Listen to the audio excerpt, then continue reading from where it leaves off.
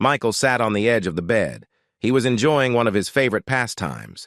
He watched his wife of 30 years get ready for an evening of dinner and then dancing.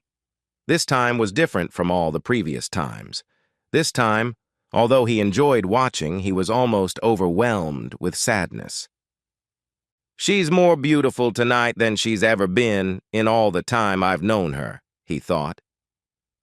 Dawn was turning 50 tomorrow, and since they had planned to celebrate her birthday with her 2 children and their families, tonight was to be a private party just for the 2 of them. As she sat at the dressing table, he deliberately looked over her face and body. "She's still got it," he pondered. "Gorgeous hair, a beautiful face, and that trim figure she's worked so hard to maintain all these years. And don't forget her marvelous ass, which she's always teasing me with." He felt deeply his pride and love for her, and then sadness crept back into his heart. He was a practical man. He prided himself on his analytical skills. If there was a problem, especially at work, he was the person to go to for an answer. It might not be the quickest answer, but you could bet money that it would be the most logical and well-thought-out answer. Unfortunately, that was why he sat on the edge of the bed in their bedroom and watched with a heavy heart as his wife prepared to go out for the evening. "Is this really the last time I can enjoy watching her do this? I still love her with all my heart, body, and soul. What did I do wrong? Why couldn't I see this coming in time and do something about it? Am I right? Do I really know her?" The questions seemed to roll over and over in his mind, and then back again like ripples on a pond. He knew that this evening would be the most important crossroads in his life. The right turn would be either a new beginning or the end of life as he now knew it. He had been preparing for this for over 2 weeks now, and tonight was the perfect opportunity to have the most important conversation of his life between him and his wife. He had spent countless hours trying to figure out how they had gotten to this point in their marriage. He had learned a great deal over the past few weeks.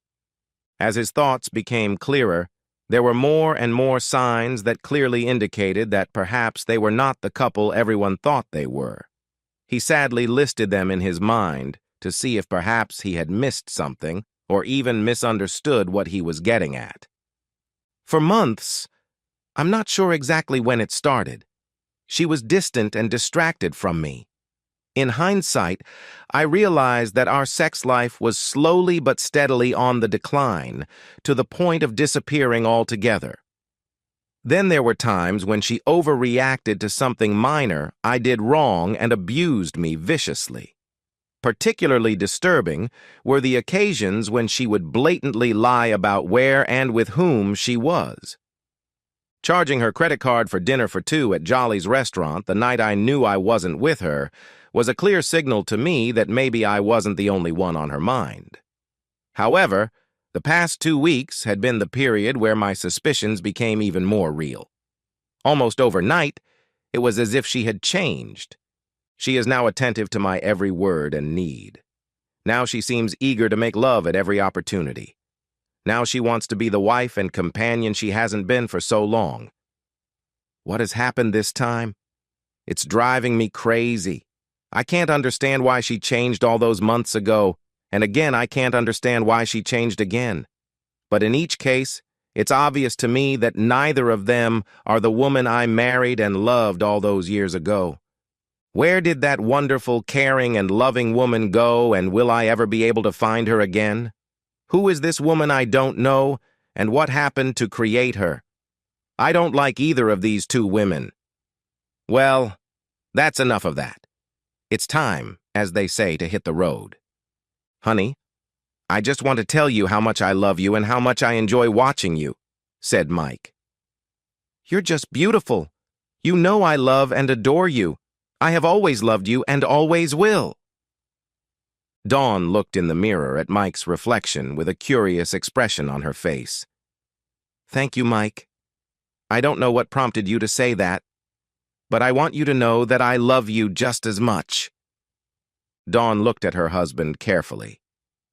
I wish I knew what was bothering him so much lately. It seems the more I try to work on our relationship, the more withdrawn and aloof he seems. Mentally sighing, she thought, I just have to keep trying. I'm not going to give up. I just really love him, and I want him to love me the same way. I wonder if you really do love me as much as I love you, Mike muttered quietly. What did you say, Michael? You've been mumbling a lot the last couple weeks. I'd really like you to speak up.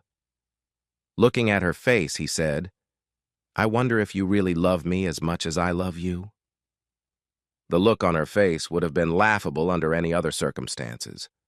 The shock of his words made her open her mouth and gasp. With resentment in her voice, she asked, Why did you say that?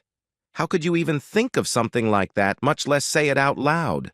Maybe you're just trying to be a smart ass. But those words really hurt. Honey, he said, we really need to talk. We have a little time before we leave, and I want to say something and ask you some questions. I don't want answers yet, but I'll certainly want them by the end of this night. Of course you can ask me any questions you want. I have no secrets from you because you are my husband, my soulmate. Michael almost laughed out loud. The tension in his body was so strong that he felt like a wire stretched to its limit. Dawn, I want you to listen to me carefully. I have some questions and some statements I want you to listen to, and I don't want to get answers now. I would prefer that during our night out, you carefully consider your answers. It won't be an easy request, but you should know that the life of our marriage depends on your truthful answers. Oh, shit. He wants a divorce. I had no idea it could be this bad. Dawn sighed, but as her husband had requested, kept her comments to herself. Michael carefully and methodically went through all of his questions and statements about his concerns that something was seriously wrong in their relationship. First of all, you practically cut me out of your life for several months, and then for the past 2 weeks you've been acting like you're my slave and trying to fulfill my every need, including anything I might desire in our bedroom. Your mood swings have been spectacular and completely unpredictable. For months I walked around looking like I was treading a minefield where your emotions were ready to explode at the slightest misstep. You lied to me repeatedly about where you were and with whom, and the final nail in that old coffin of a marriage was charging your card for a meal for 2, and I'm pretty damn sure I wasn't with you. So where am I going with this? I think you're having an affair. I think your affair recently ended, and you think you can jump from his bed back into mine. So, questions. Do you want a divorce? Do you love him? How many times and with how many guys have you cheated? Do you want to stay married? And if so, will you continue to have new affairs? And what reason or reasons can you give me that will convince me that I want to stay married to you? Dawn just sat there. Michael thought she was showing amazing self-control. He had really put a great burden on her. Dawn showed no self-control. She was simply at a loss for words. Michael stood up and said, Down! Finish packing! I'm waiting for you downstairs. We have to hurry or we'll be late for the dinner we ordered. Somehow she managed to finish getting ready and meet Michael downstairs. Somehow she managed to survive the evening, and after Michael reminded her that he didn't want to discuss his accusations any further for the rest of their evening, she could almost enjoy the time with her husband. Admittedly, she drank a little too much, and by the time they got home, all she wanted to do was sleep and sleep. She was mentally exhausted, and under the influence of alcohol, she realized that she was in no condition to carry on a conversation with her husband. So she left, complaining of fatigue and a headache. She quickly changed into her nightgown and lay on her side of the bed. Fortunately for her, within moments, she was asleep. Michael decided that postponing the conversation was better and, wasting no time, climbed into bed himself. Again, he had a lot to drink and managed to fall asleep quickly and slept soundly all night. The next morning, Michael got up first, and after taking a shower, he went to the kitchen to prepare breakfast. He put the coffee on to boil first, for he knew from experience that Dawn would be down soon, as she almost always was, for she did not like to lie in bed for long. He was sitting at the table when she entered the kitchen. "Can I offer you a cup of coffee? Maybe you'd like some toast or something?" "Yes, I'd like coffee, Michael. Thank you for the offer, but I don't think my stomach is ready for anything yet. Last night, when all was said and done, and with alcohol to top it off, my stomach would rather just sit this evening out.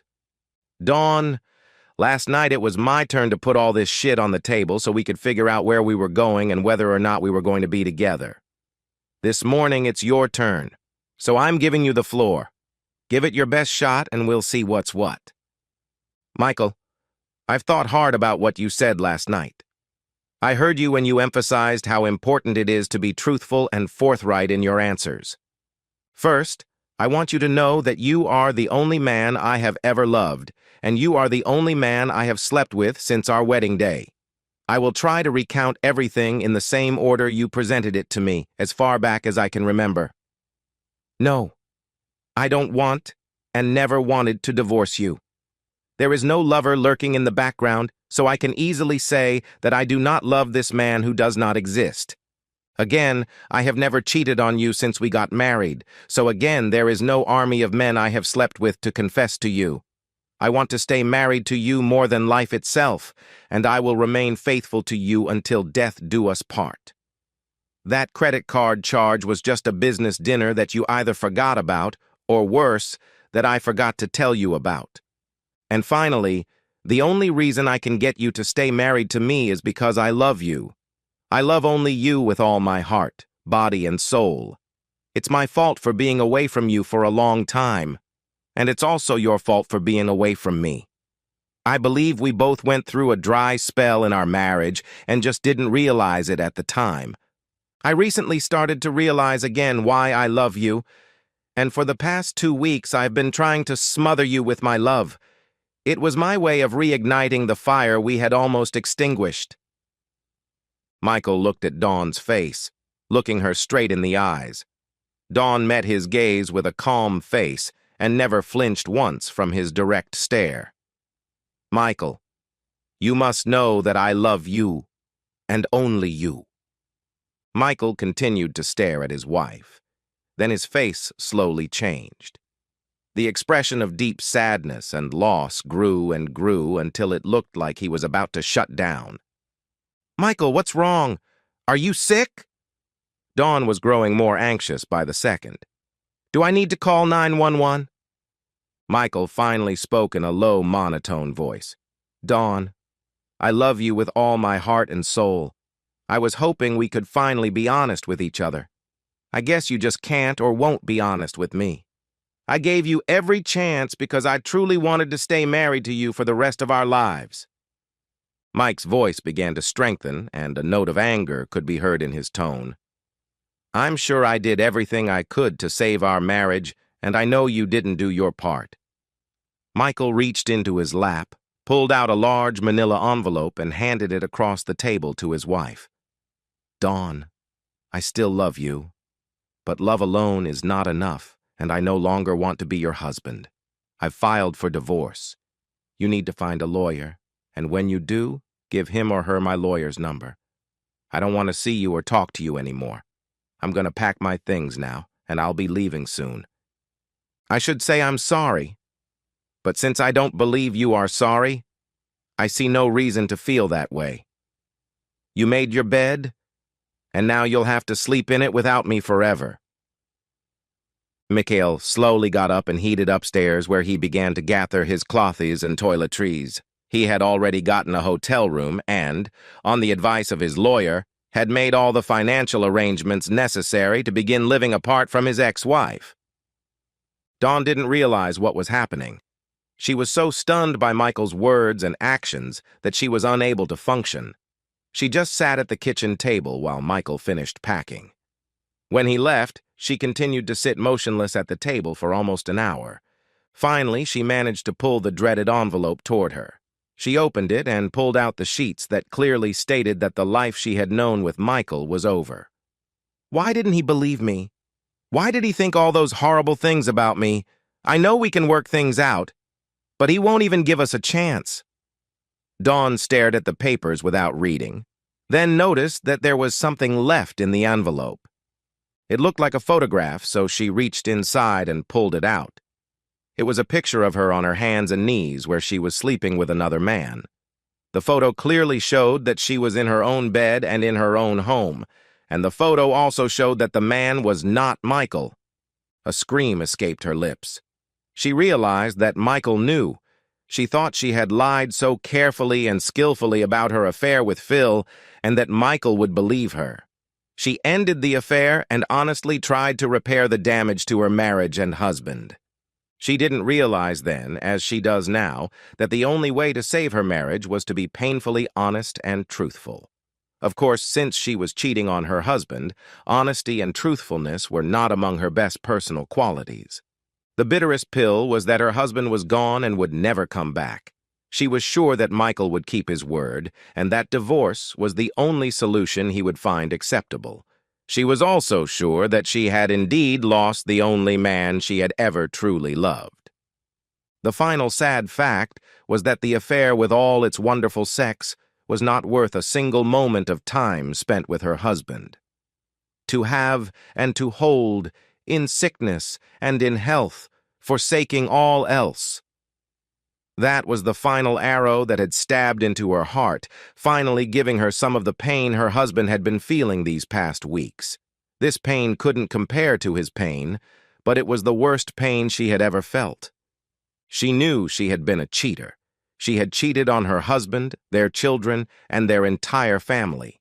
Now she would be a cheater for the rest of her life.